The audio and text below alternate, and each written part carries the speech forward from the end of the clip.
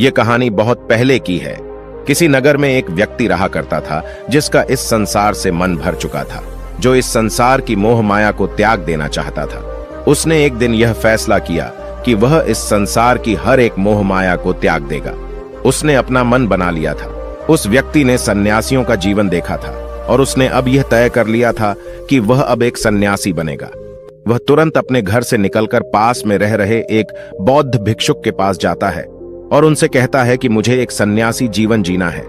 मैं इस संसार की मोह माया को त्याग देना चाहता हूं। इस पर वह बौद्ध भिक्षु उस सन्यासी से कहते हैं कि क्या तुम सच में सन्यासी का जीवन जीना चाहते हो? इस पर वह व्यक्ति उस बौद्ध भिक्षु के सवालों का जवाब देता है और कहता है, जी बिल्कुल। वह व्यक्ति कहता है, मैंने तय कर लिया है कि अब मुझे इस संसार की मोह माया को त्यागना है। उस वृद्ध की बात सुनकर बौद्ध भिक्षु कहते हैं, तो ठीक है, लेकिन तुम्हें मेरी एक बात माननी होगी। इस पर वह व्यक्ति कहता है कि मैं आपकी सारी बात मानने को तैयार हूं। इस पर वह बौद्ध भिक्षु उस व्यक्ति से कहते हैं कि आज के बाद तुम मुझसे कभी नहीं मिलोगे। जब मुझे जरूरत होगी तब तुम्हें खुद ही बुला लूंगा। हमारे आश्रम में 1000 सन्यासी रहते हैं। तुम्हें उन्हीं की तरह रहना है और उन्हीं की तरह खाना है, उन्हीं की तरह वस्त्र पहनना होगा और ठीक वैसा ही जीवन जीना होगा जैसे कि वे सब जी रहे हैं। इस पर वह व्यक्ति कहता है कि ठीक है गुरुवर, मैं तैयार हूं। इतना कहकर वह व्यक्ति उस बौद्ध भिक्षु को प्रणाम करता है और वहां से आश्रम की ओर चला जाता है। आश्रम में जाने के बाद उसे एक कमरा मिलता है। वहां जाकर चुपचाप बैठ जाता है। आश्रम में रहने वाले सभी लोग उसे चावल कूटने का काम दे देते हैं। वह व्यक्ति उन 1000 सन्यासियों के लिए हर रोज चावल कूटने का काम करने लगा। इसी तरह उसका जीवन व्यतीत होने लगा। उसे लगता था कि जब गुरुजी को उसकी जरूरत होगी तब वह उसे बुला लेंगे। इसी इंतजार में वह व्यक्ति वहां रहने लग जाता है। वह सुबह से लेकर शाम तक केवल चावल कूटने का ही काम करता था। उसे यह काम करते करते धीरे धीरे 12 साल बीत गए। अभी तक वह बौद्ध भिक्षुओं ने उस चावल कूटने वाले व्यक्ति को कभी नहीं बुलाया, लेकिन यह काम करते करते अब उस चावल कूटने वाले व्यक्ति के मन में कोई भी विचार नहीं रह गए थे। न ही कोई अड़चन और न ही कोई समस्या उसके मन में पनप रही थी। 12 सालों के बाद वह बौद्ध भिक्षु कब बूढ़े हो चुके थे। उन्हें लग चुका था कि अब उनका अंतिम समय आ चुका है और उन्हें अपना एक उत्तराधिकारी चुनना होगा। इसीलिए उन्होंने पूरे आश्रम में घोषणा करवा दी कि जो कोई भी मेरा उत्तराधिकारी बनना चाहता है वह देर रात में मेरे कमरे के बाहर 4 पंक्तियां लिखकर जाएगा और उसे उन पंक्तियों में बताना होगा कि जीवन जीने का सही तरीका क्या है, इस जीवन को किस तरीके से जीना सही है। इस जीवन का सत्य लिखना होगा, लेकिन एक बात याद रखना, उसे खुद के अनुभव के द्वारा लिखना होगा। किताब में कही हुई बातों को नहीं लिखना होगा या कहीं से नकल मारकर नहीं लिखना है। जो भी यह बताने में सफल हो जाएगा वही मेरा उत्तराधिकारी होगा। आश्रम में जितने भी लोग रह रहे थे वह सब उस बौद्ध भिक्षु को बहुत मानते थे। कोई भी उन्हें धोखा नहीं देना चाहता था। सभी भिक्षुओं के मन में यह चाहत थी कि वह उनका उत्तराधिकारी बने, लेकिन कोई भी यह काम करना नहीं चाहता था। उन 1000 बौद्ध भिक्षुओं में से एक विद्वान भिक्षुक ने बहुत ही हिम्मत जुटाकर अंधेरी रात में दीवार के बाहर लिख दिया कि मन एक दर्पण की तरह है, उसमें धूल जम जाती है। उस धूल को साफ कर दो तो सत्य अनुभव में आ जाता है और सत्य मिल जाता है। ये 4 पंक्तियां उस शिष्य ने बड़ी हिम्मत जुटाकर अपने गुरुवर के कमरे के बाहर लिख दिया।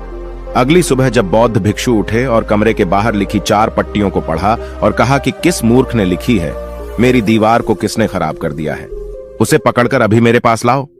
जब आश्रम में सभी लोगों ने पता किया तो पता लगा कि वह विद्वान शिष्य उन पंक्तियों को लिखने के बाद रात्रि में ही उस आश्रम को छोड़ दिया था, क्योंकि यह विचार उसके अपने नहीं थे और विद्वान शिष्य ने जाते जाते अपने कुछ मित्रों से कह दिया था, सुबह अगर गुरुवर को मेरी कुछ 4 पंक्तियां पसंद आई तो वह लोग मुझे बता देंगे, और अगर इन 4 पंक्तियों को पढ़ने के बाद गुरुवर गुस्सा हो जाएं तो तुम सब मेरा पता उन्हें कभी भी मत बताना। आश्रम के सभी लोग चिंता में पड़ गए कि कितनी अच्छी पंक्तियां तो लिखी हैं उसमें, फिर भी गुरुवर नाराज क्यों हो गए।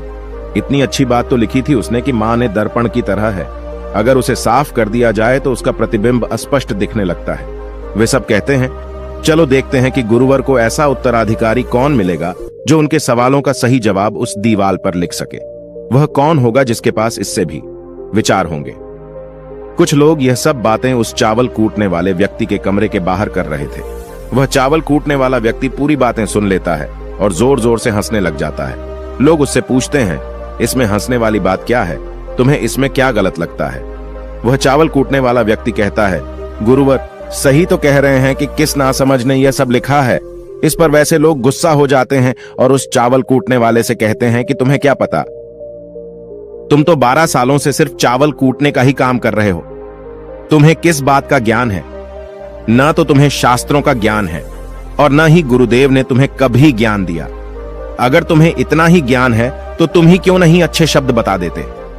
वह व्यक्ति हंसते हुए कहता है कि ठीक है, मैं जरूर बता दूंगा, लेकिन इतने सालों से मैंने लिखने का अभ्यास नहीं किया हूं तो लिखना मैं भूल गया हूं। मैं बातों को जरूर बता दूंगा, लेकिन किसी को मेरी बातें लिखनी होगी। और यह भी याद रखना कि मुझे उत्तराधिकारी बनने का कोई भी शौक नहीं है। इस पर वैसे लोग कहते हैं, तो ठीक है, क्या लिखना है बताओ।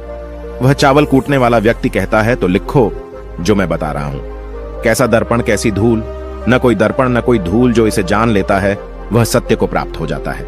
यह बात उस गुरुदेव के कानों में पड़ जाती है।